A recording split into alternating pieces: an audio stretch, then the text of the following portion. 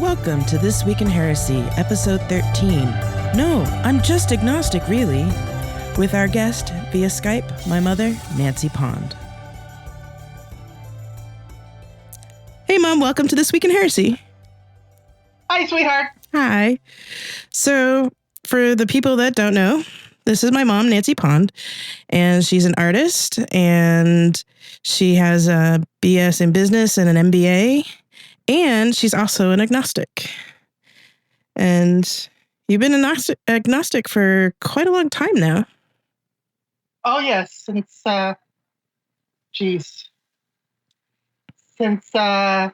were a baby, actually.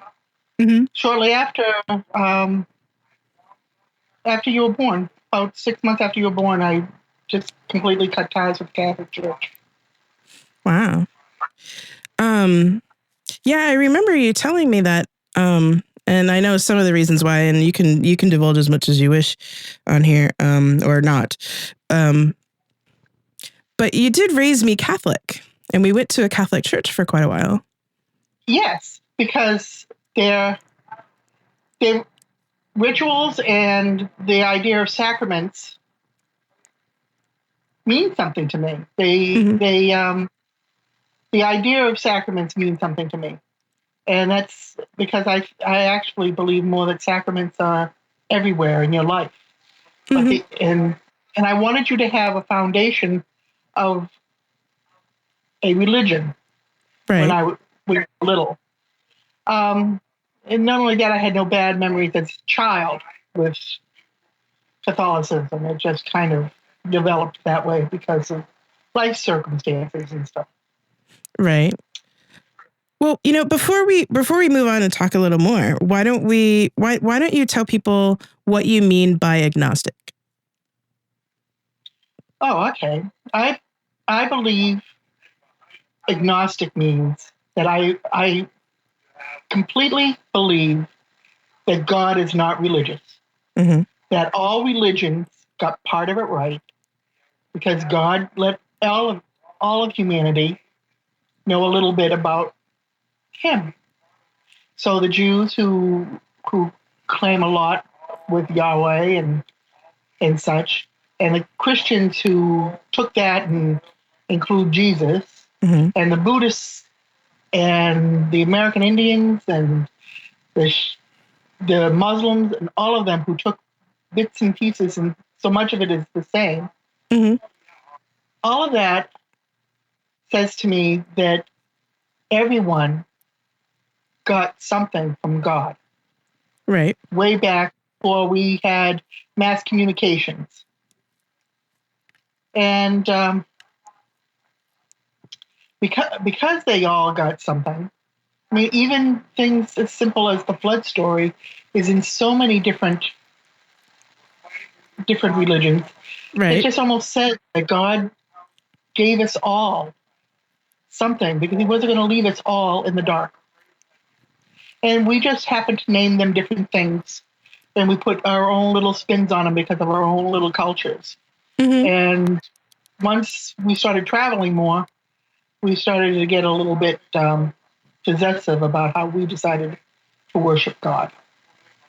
And I believe God is love. And as long as what you're teaching yourself and your children, like you, that love is the way, Mm-hmm. then everything else is fine. You can believe any way you want. Your communication with God is based in love and compassion and the golden rule, and that means that you've got it right as far as I'm concerned. Mm-hmm. And that's why I think all of them have it a little bit right. Yeah, I share that belief too, and I know we've talked about it umpteen times. And although my belief has developed more into what's called I don't know if you know this term, but one of the terms I learned in school is panentheism, where I believe that there is a single universal entity. There's like this universal entity, and that all the deities that people worship are facets of that deity. Exactly. It's the same kind of belief. Mm-hmm. Take Star Wars, the Force be with you. Right, right. Mm-hmm. So, what led you to be more agnostic than subscribing to any particular form of Christianity or any other religion? When I started to see and be repulsed by the politics within religion, Ah. Mm-hmm. there was a lot of it, and I had a very bad marriage. Right. And then I got a good marriage, and the Catholic Church told me, well, you can't get an annulment unless you give $1,600 to the church. Ah, right. And nah. And No. I said, are you trying to tell me that that the God of love still thinks that I'm married to somebody who treated me badly and not to the man who treats me well? Mm-hmm. I says, and I'm not talking about a little bit bad. I'm talking about a lot bad Mm-hmm. and a lot good. So, and once they started doing that really, you were only a year old when that started to happen. Mm-hmm. Things like that started to happen. I just was completely blown away by that kind of political maneuvering for Right. my money, particularly since at the time I was poor. Right. So that said to me that they only cared about helping the rich get into heaven. They were telling me that I couldn't get into heaven because I was living in sin, even though I was married to one. Right. I just found things like that horrible and repulsive. Mm-hmm. And when I went to college, which I went to a small Catholic college out here, Uh-huh. because it was a liberal arts school and it had really good reputation. Right. I met the priest who he was actually a brother who had been ordained at the college, and he actually told me, Mm-hmm. "No, it's okay. As long as you are communicating with God and you feel good about it, you don't have to worry about it at all." So he probably, if the Catholic Church knew he told me that, probably be very mad at me. Right. Right. Told me that my sense of God and my sense of peace and my compassion and the way I speak about my love for not just God, but for the love in each of us that is a reflection of God. Right. But that it makes everything okay. As long as you believe it's okay, it is okay. As long as you believe it in love. So I after that there was absolutely no turning back at all. I just started getting looking at other religions, looking at certain things I really like in Buddhism, their Right. very peaceful way of being, things like that. So it turned me around and it made me feel so much more at peace. It made me forgive and decide that I don't want to be part of other people's lives, including my first husband. I didn't want to be part of his life, but I could forgive him. Right. Still makes me angry, but I can forgive and never have to talk to him again. The priest said, that's okay. That's exactly okay. Don't worry about it. Well, yeah, I mean, I've told people that here too. And for a lot of people, that's like a revelation. Like, you mean I don't have to have them in my life and I don't have to be nice to them? No. Exactly. You don't.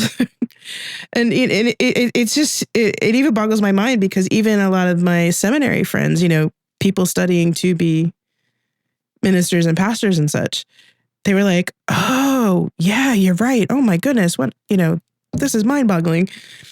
And it just surprises me because, we've always talked about that to one degree or another. And, we've both you've instilled that idea in me, and it's like, oh wow, because I that came in really handy when I left my first coven. Because I was able to forgive him, but I really don't want I don't want him in my life. No, and people who are poisonous to you interfere with your ability to connect with God, and you can say, "I forgive you, but stay away because I need God in my life, and I can't do it with you here." Yeah, absolutely. So, one thing about agnosticism that I know, in general, people think it is that because you're agnostic, you're still seeking. And No. right. So, what do you tell people when they say, "Well, oh, are you just still trying to find a religion?" Oh, I tell them no. I says I am a devout agnostic. I really do. I actually get very excited when I talk to somebody of a different religion who I believe, and through conversation find that they are people of peace and love and compassion.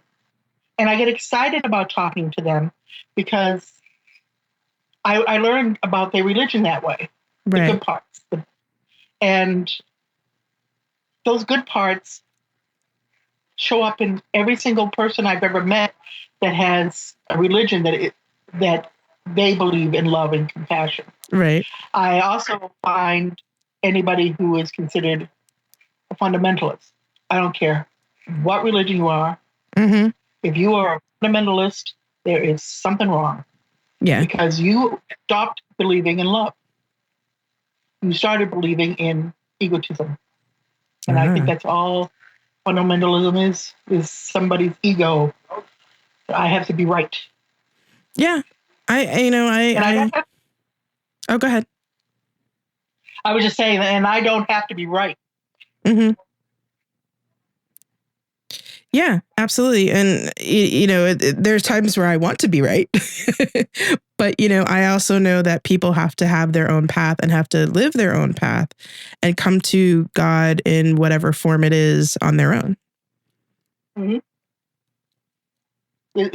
There's been so many instances in my life where God has touched me from one thing or another that has been overwhelming. Right. Probably the best one is the story you know about your sister. Oh, yeah. For anybody who doesn't know this, Gina was an identical twin, and her sister died when she was 10 weeks old. Right. I was in a horrible relationship at the time that was controlling and manipulative. And one day, Jennifer stopped breathing, and I got her to the hospital, and I didn't see her again for almost a week and a half to 2 weeks. And when I finally went, nobody told me about what was going on or anything. I was just excited to go see her.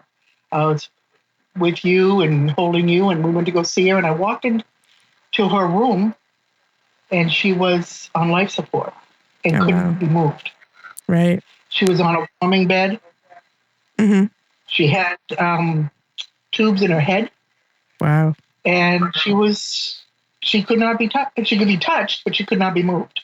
Right. And one of the nice nurses had knitted a little cap for her head so I wouldn't see the tubes going into her skull because they couldn't find the veins. It's awful. And I was in a horrible state of shock.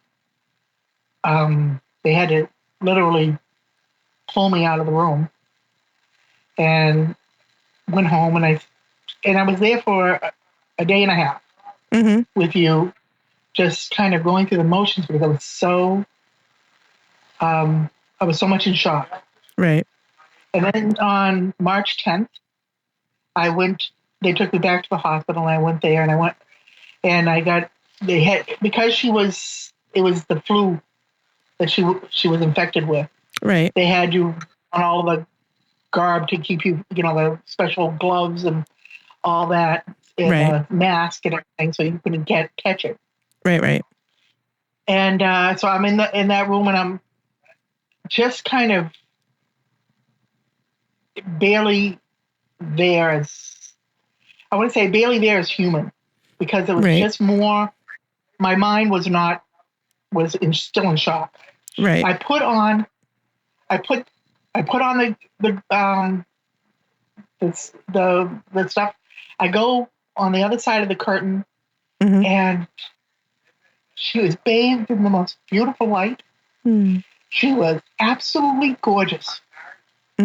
She was warm, and I was touched and overpowered by warmth throughout my whole body. And I was happy,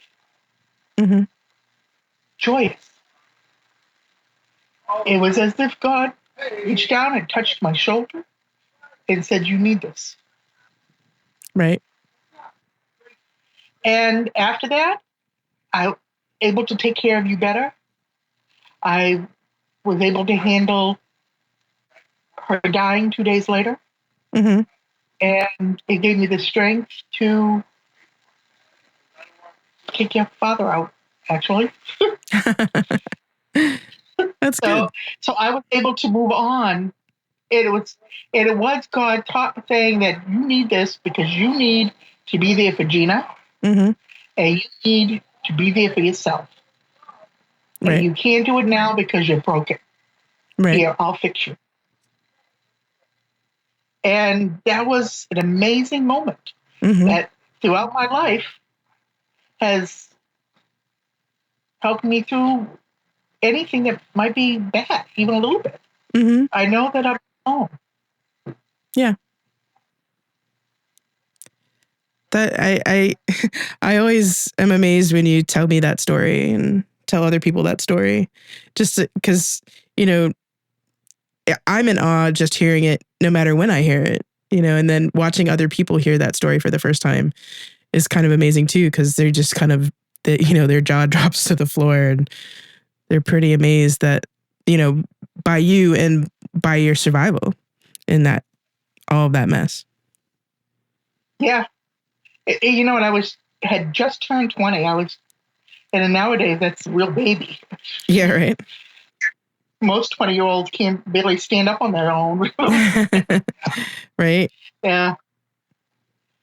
But even on something simpler, and simpler is a relative term, is also Jennifer. I have to give your sister props for this. When you were 8 years old, I went to bed one night where I was smoking 3 packs of cigarettes a day. I don't even know if you remember me smoking, do you? Barely. Yeah. I was smoking 3 packs a day. I was a chimney. I was a chain smoker. Right. Awful. Yep. And about 4 o'clock in the morning, I woke up in a cold sweat, shaking from the most vivid dream I had ever had in my life. Yeah. I had this dream that I was holding Jennifer. I knew it was Jennifer because she was still a baby. And she still had that little cap on, and she had just a diaper on.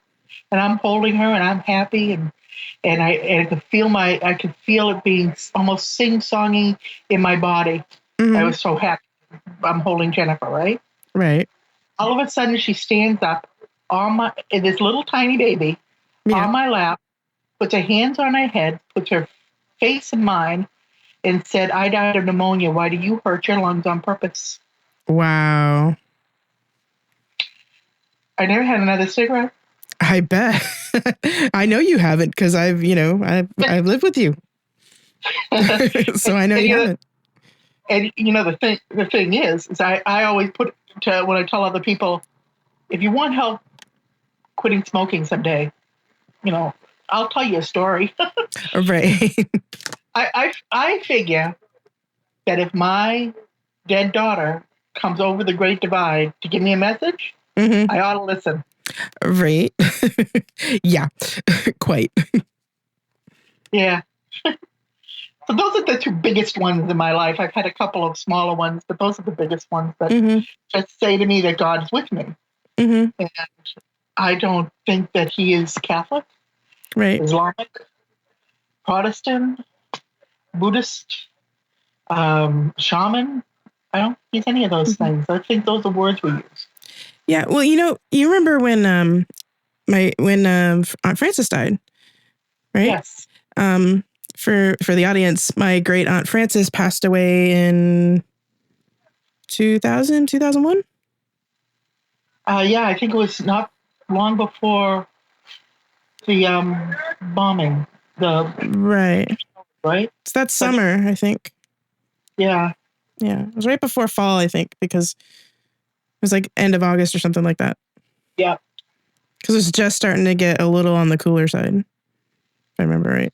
Yeah. And so my great aunt had heart trouble, stuff like that. And she, according to her will, decided that she wanted to die at home. So my dad called and I came right up and met you guys at the house. And, we were doing different stuff during the day, but it was really interesting at the moment that she died. And this really confirmed a lot of what we've been talking about, God having different faces, right? Right. For me, because I remember there was 8 of us there, something crazy like that. And, we were all praying together the Lord's Prayer as she passed, and we all saw that she passed. And what was really fascinating to me is that I know what I saw at the moment of her death. And for me, it was the crone goddess coming, touching her hand, and then Aunt Frances looking to her face and going to be with the ancestors. And that's how I saw it. But what I thought was really fascinating is that everybody around the room saw and felt something different. Yes. When people say that God can do anything, why do they think that they can't do that? Right? When God can do anything, why do they think that he would only show himself to a few people? Yeah. No. And at that moment, I saw her lifting up. Mm-hmm.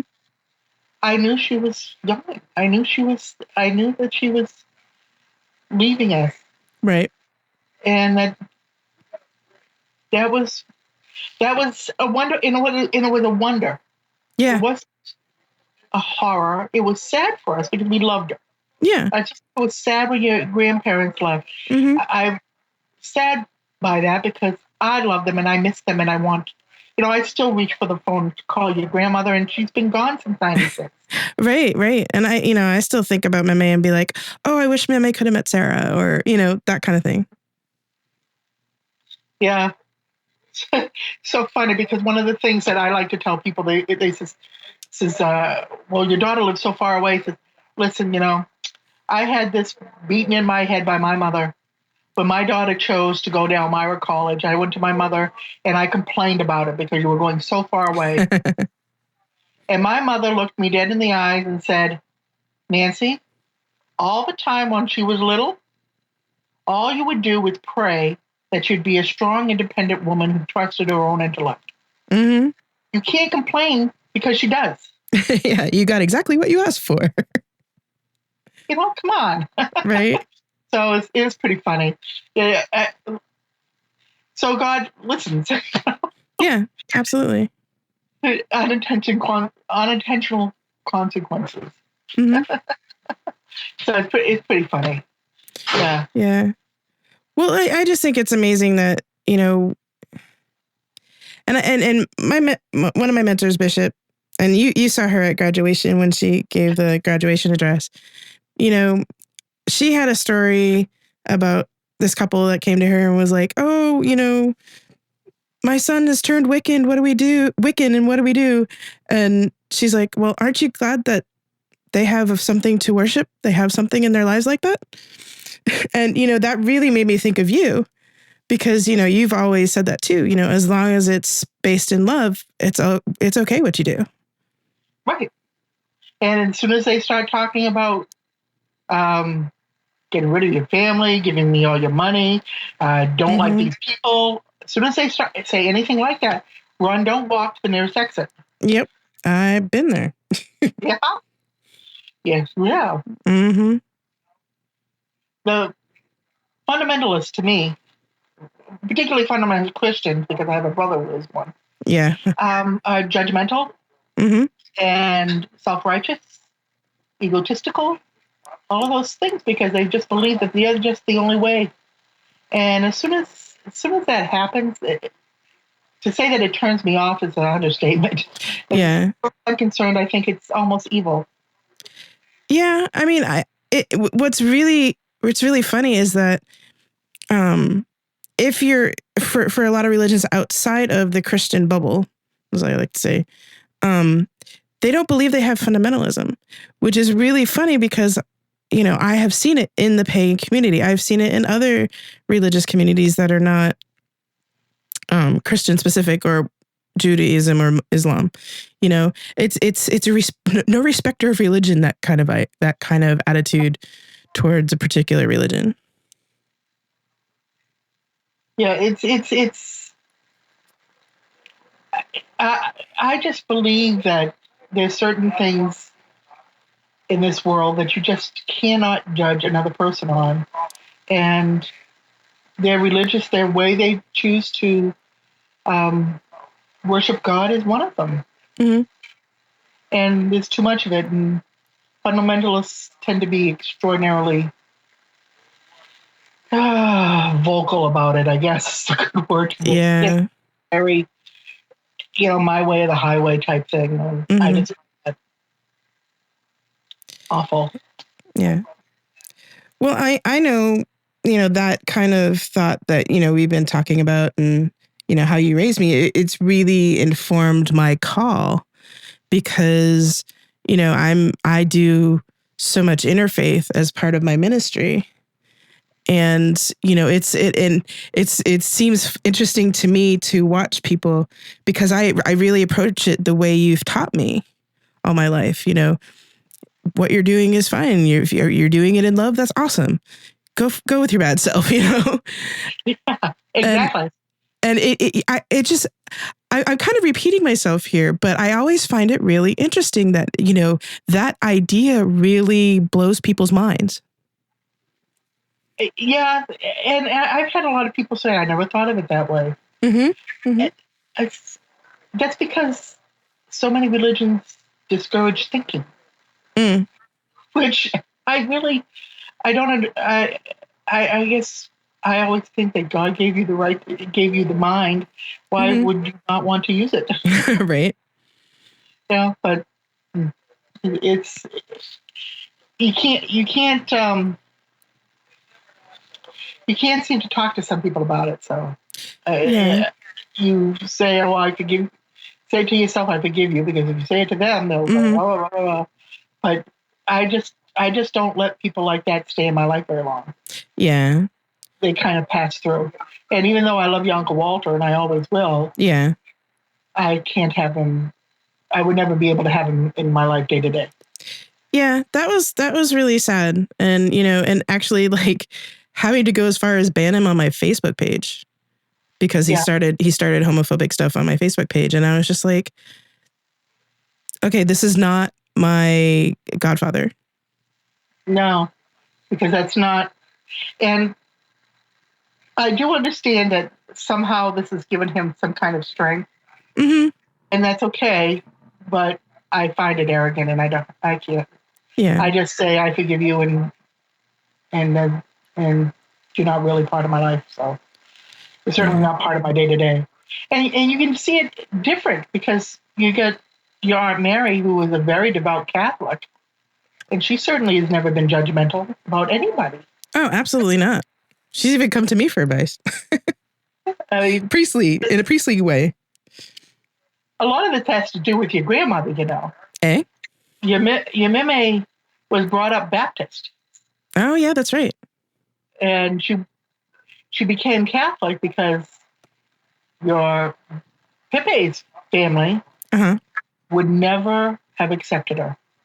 Wow. Never. And you're talking about the saint of a woman who Oh, was yeah. the joy of everyone's life, not just my father's.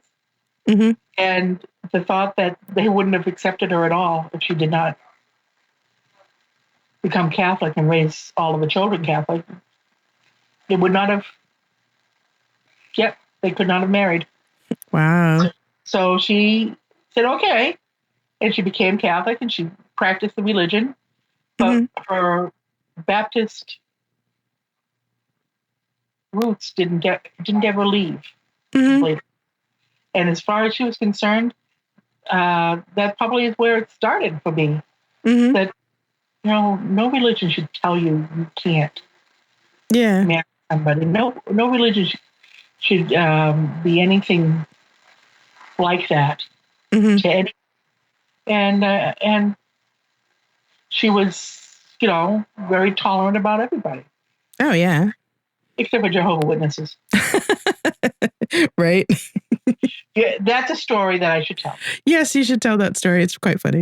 When I was 6 years old, my mother, who I had never even heard, say a bad word about anybody, about anything.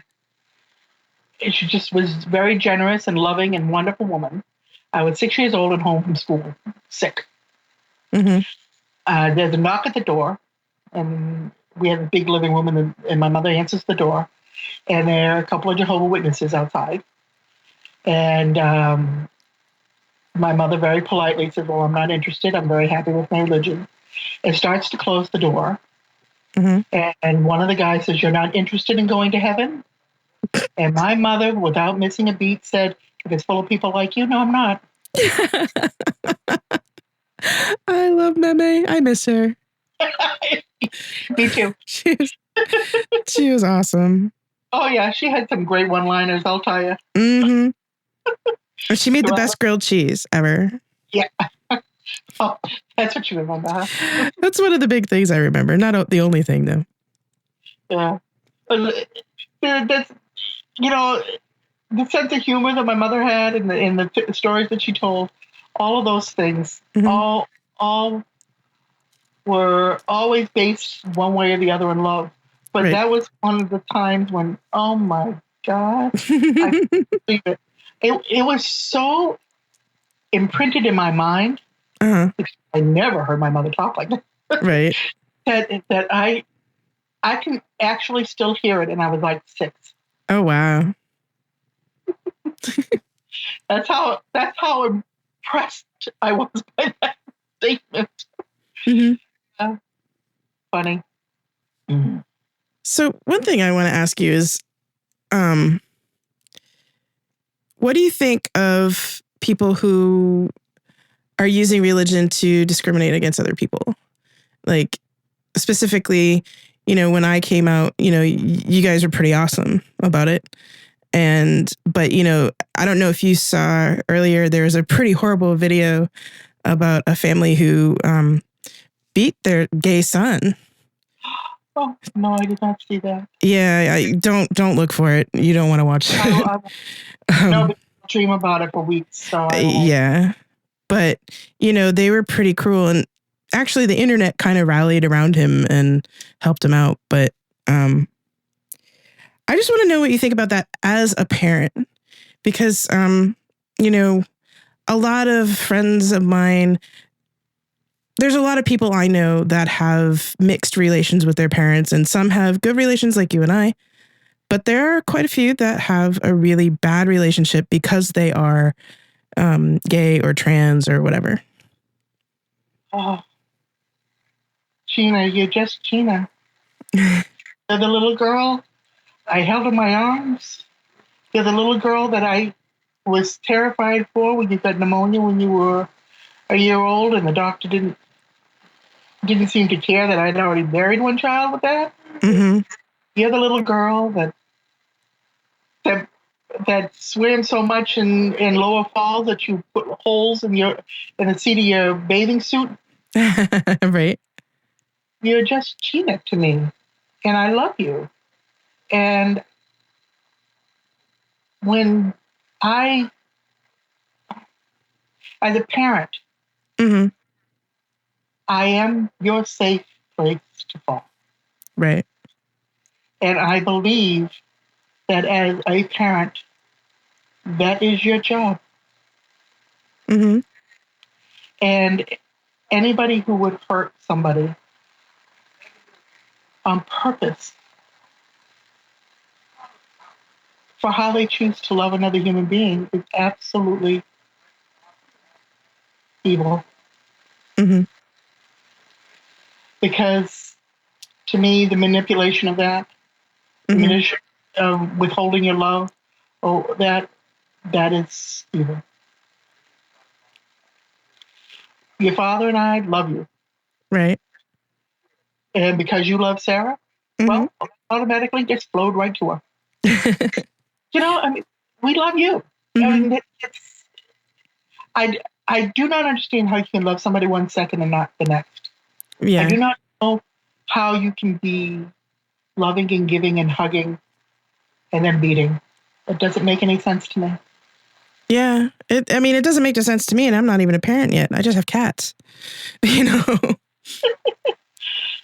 Oh, most people would really condemn you if you hurt a cat. But Well, yeah. beat your gay son and somehow that's okay. It's ridiculous. Yeah, that boggles the mind still. Yes, it does. Yeah. That's one of my favorite words, boggle. Boggle. Yeah, me too.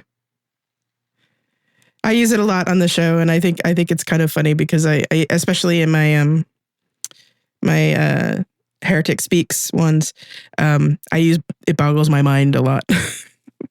I guess, for me, it's always been there's good and bad people Mm-hmm. all over the world. Right. I choose to stay away from bad people. Right. To me, it doesn't matter if those bad people are gay, trans, straight, Muslim, Catholic. I just don't want to be anywhere near bad people. Right. The good people, I want to be around. And that also doesn't matter to me if they're gay, straight, Muslim, Catholic, Whatever. Buddhist, whatever, purple, green, or have red hair. Right. I'm looking at the picture of you with your red hair for graduation. That's what all right. I just don't understand it. And in my lifetime, I've come across a lot of people that I say I don't understand, and I Mm-hmm. walk away. Sometimes I find an argument compelling enough, but it's never about that. It's Right. never about loving your children. I don't see any. Even when your children do really bad things, the memory of them as children should keep you. Should Right. keep you loving them at least that much. Yeah. But then again, you think about it. If your kids are doing, if you have a murder or something as for a child, you probably make them that way. So, Yeah, which is highly likely. yep. I mean, yeah, I think a lot of people are going to be, I would say, hearing you say that as a mother, as a parent, there will be a lot of people where that will be very, very important to them to hear. Well, in one sense, I have to say that when you were growing up, Uh-huh. I would not have chosen that for you. Right. But it's not my choice. That's the point. Right. I would not have chosen because it's a hard road. I would want you to take the easy way because I want you to just take the easy way. but if you did that, you would never have met Sarah. Right. And I wouldn't be where I'm at now. Right.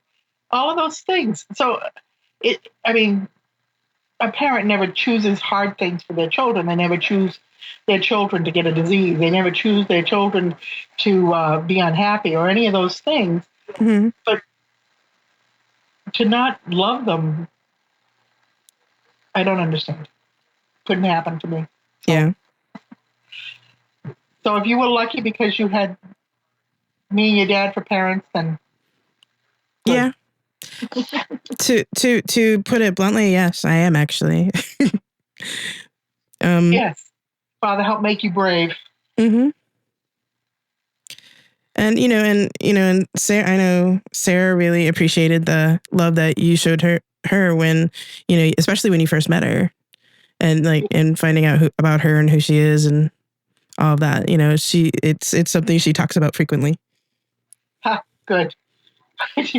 Freddie just loves to tell people about it.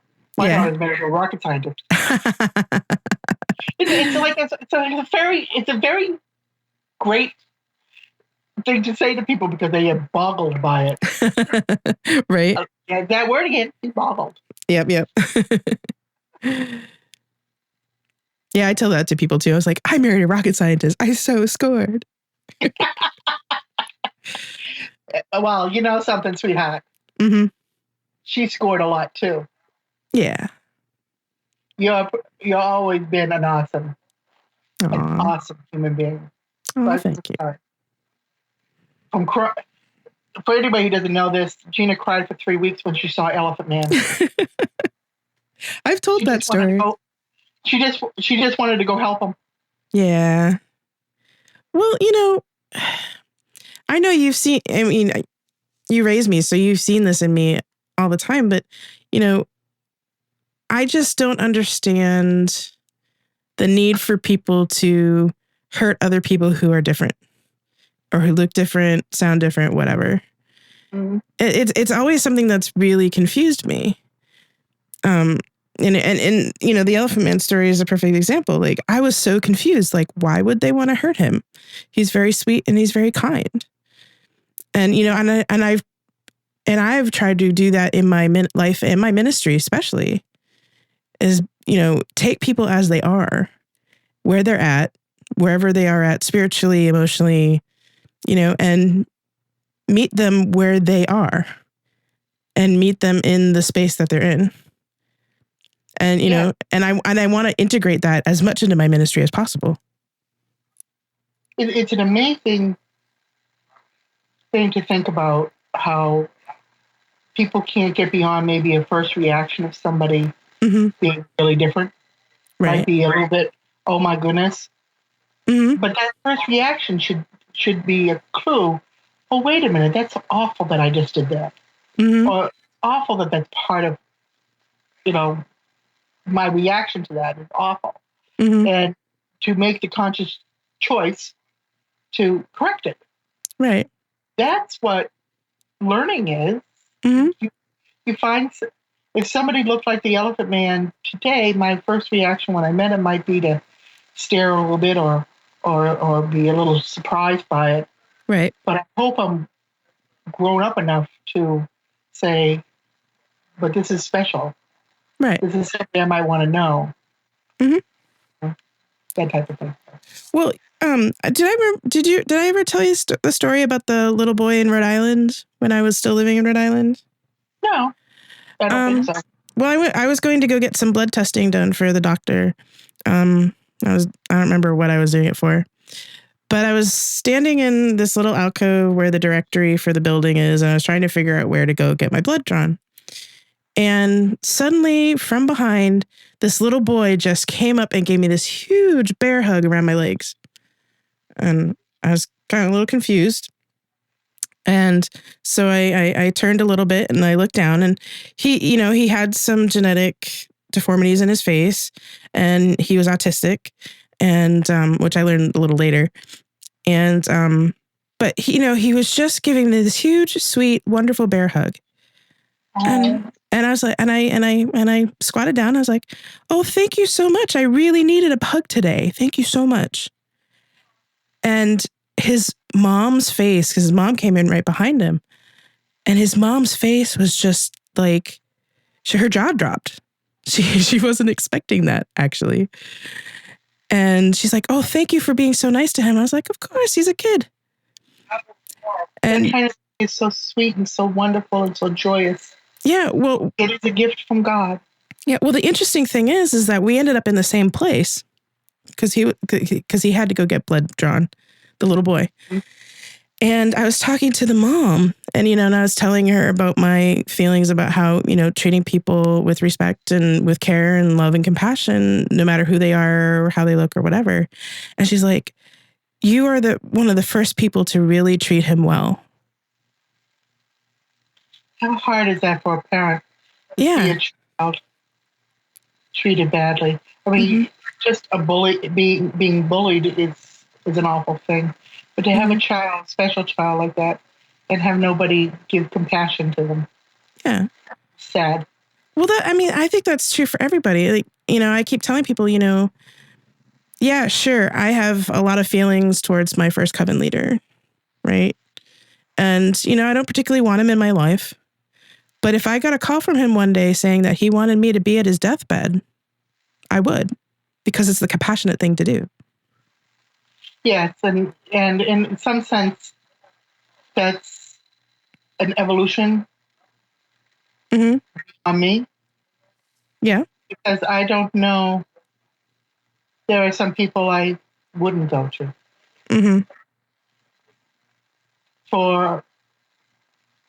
I wouldn't. Right. But I mean, if that's an evolution, the next generation, so to speak. Yeah. That's more compassion than I could have for somebody like that. Someone in my life like that. Yeah. Well, I don't kid myself that I think it's going to be an easy thing to do. But, I also believe that you never refuse somebody's dying wish. Unless, it's like physically impossible to do or morally impossible to do. Yeah. I understand that. I just couldn't do it. Well, and Well, you're not the only person that has said that to me, actually. So you're not alone in that. It's an evolution, and I choose to be able to say, okay, I forgave you, but I can't be there. It's it's not everybody can get that far, and I can't get that far. Not with certain people that have been in my life. Yeah, and you know what? That's okay. It's okay to feel that way. Yeah, Brother Paul told me that too. Yeah, he was a very wise man. Yes, he was.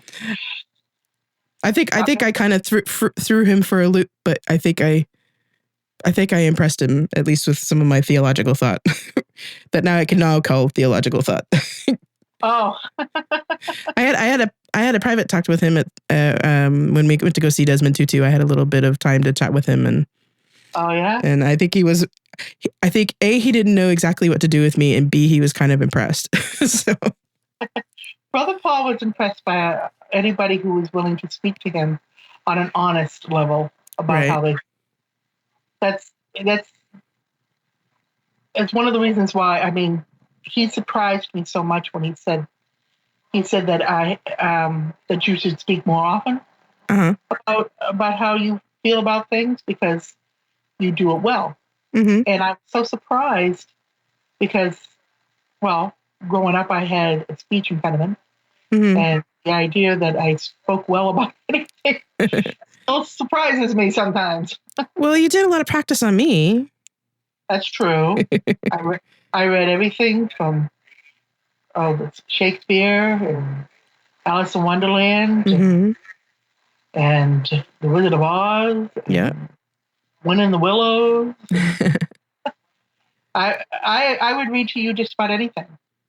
Yeah. Just so that you would hear my voice and hear correct speech. I didn't want a lot of likes and ums and all that in you. Well, that I kind wanted of you to have a vocabulary too. Yeah, I have a vocabulary. I do have a lot of ums and you knows, but I'm working on that. Yeah.